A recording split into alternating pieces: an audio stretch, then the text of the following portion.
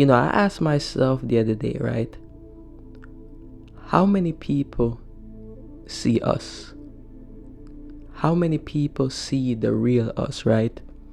They see how our face looks, they see our height, they see our body type, they see what car we drive, they see what job or career that we work. But how many people truthfully see the real us? I think deep down, a lot of us know that there's so much more to us than, these surface level things. And we go out into the world and we try to, I guess, get these unseen parts of ourselves to be seen by others, right? And very often we can become frustrated when all we're limited to are these surface level things, when deep down the unseen parts of ourselves desire to be seen.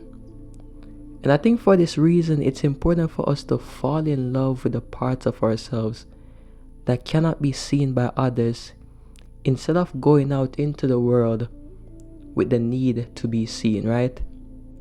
I think true beauty ultimately lies in the unseen, in our unseen heart, in our unseen soul, in our unseen love, right? And very often we allow society to define us and confine us to, these bodies and our achievements and our accolades, right?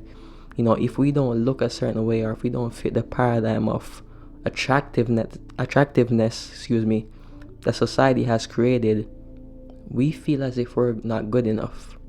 Or if we don't have the necessary achievements or accolades at this point in our lives, a lot of us feel as if, we're not important. A lot of us feel as if, we're unworthy, right? But once you begin to see yourself beyond just how you look, how your body looks, once you begin to see yourself beyond just your achievements or accolades, you begin to realize that you're perfect. And you're not perfect just because you have the perfect body, quote unquote, or you're not perfect because you have the most money or you drive the most luxurious car. You're perfect because your soul is perfect. You're perfect because your heart is perfect. You're perfect because the love that dwells within you is perfect. A lot of us spend most of our lives sort of feeling inadequate, sort of feeling as if, who we are truthfully isn't good enough. We've been told continuously by the world that, there's something wrong with who we are. And this causes a lot of us to sort of develop, deep insecurities. This causes a lot of us to feel broken inside. This causes a lot of us to feel unworthy, to say the least, right?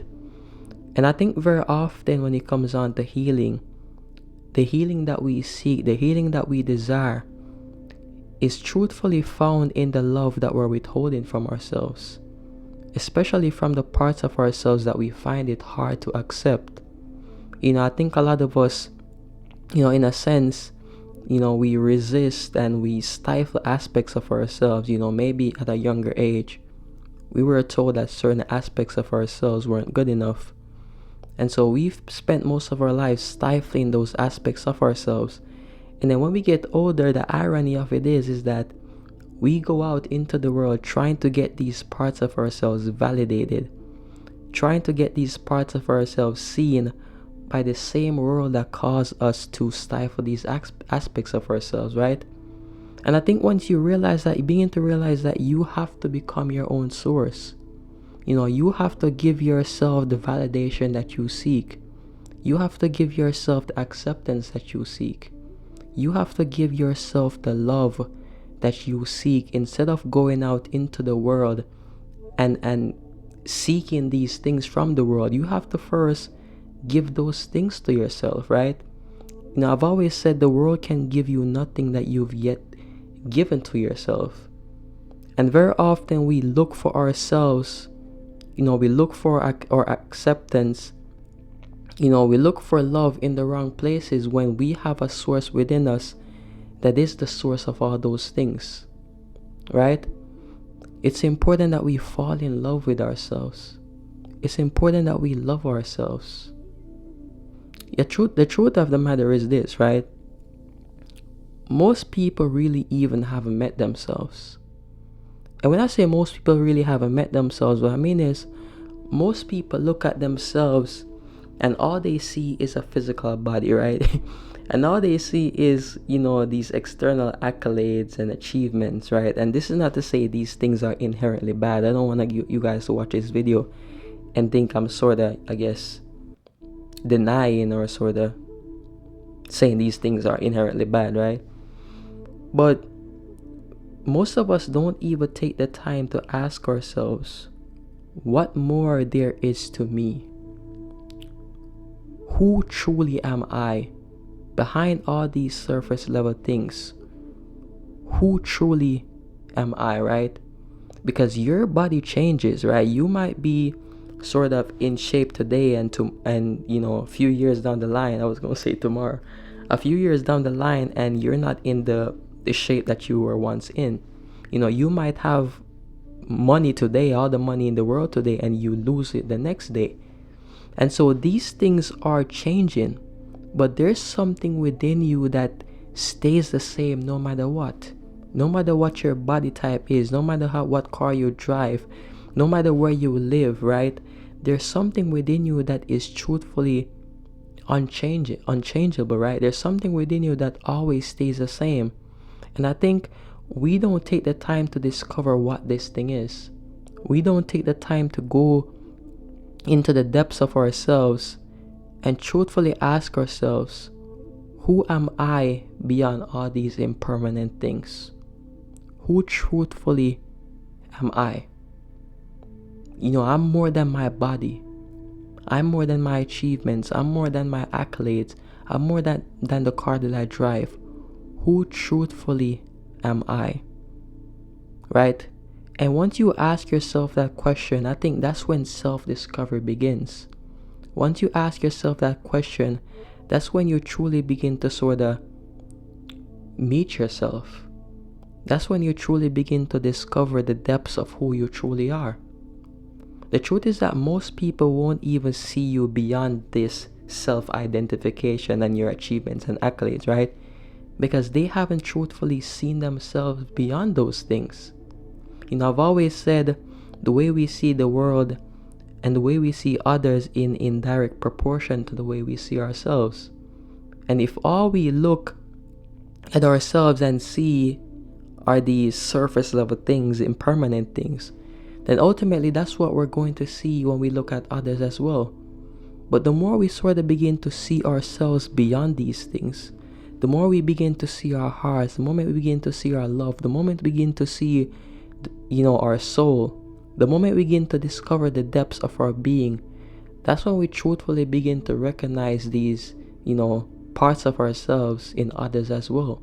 The more we begin to recognize the soul and the heart of others as well, right? That's when we truly begin to see those things. But we can't see those things if we don't see those things. We can't see those things in others if we don't see those things in ourselves first. The truth is that this body of mine, my achievement, my accolades, the car that I drive, all the things that we place so much importance in, right? These things are going to fall to the wayside at some point. Someday this body of mine is going to be in the earth decaying. It's going to be basically fertilizer for the earth. Someday the car that I drive is not going to work anymore. Someday all the money that I make, I'm going to lose it all. And when those things are lost, then ultimately what remains is truthfully my soul. Ultimately what remains is the unseen. And so I think we should focus on who we're becoming way more than, placing so much stock in what we're achieving and what we're gaining, right? Focus on what we pour into our hearts and souls, rather than being so over-focused on what we're gaining materially, right? You can gain all the money in the world, all the things of the world, But ultimately, if your heart isn't free, ultimately, if your heart isn't filled with love, ultimately, if your heart isn't filled with peace, ultimately, if your heart isn't filled with joy, ultimately, if you have not met who you truly are, if you haven't met yourself, if you haven't, gone into the depths of yourself and met yourself, then truthfully, what's the point of living? I think one of our biggest goals in life is to truthfully discover ourselves, get to the depths of who we truly are, and fall in love with the unseen parts of ourselves. But we're so focused on these external things, and we never truly take the time to go within ourselves and truthfully discover who we truly are. We haven't taken the time to fall in love with ourselves. I've always said that everything begins at our ability to love ourselves. And the more we sort of love ourselves, the more we begin to fall in love with ourselves, is the more we begin to fall in love with others and the world. So everything begins with us, right? And so it's really important to fall in love with the parts of ourselves that cannot be seen by others and cannot be seen by the world. Because that's truthfully the only way in which we're going to grow. That's truthfully the only way in which we're going to evolve.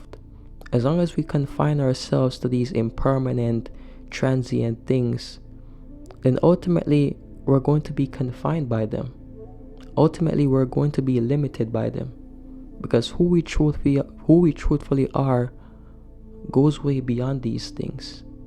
And discovering the depths of yourself, being more aligned with your heart, being more aligned with your soul, truthfully meeting yourself is one of the most important things in this thing that we call life, right? So discover the depths of who you truly are and fall in love with the parts of yourself that cannot be seen. Because truthfully, the unseen parts of yourself, I should say, are really the most beautiful and precious parts. Peace and blessings.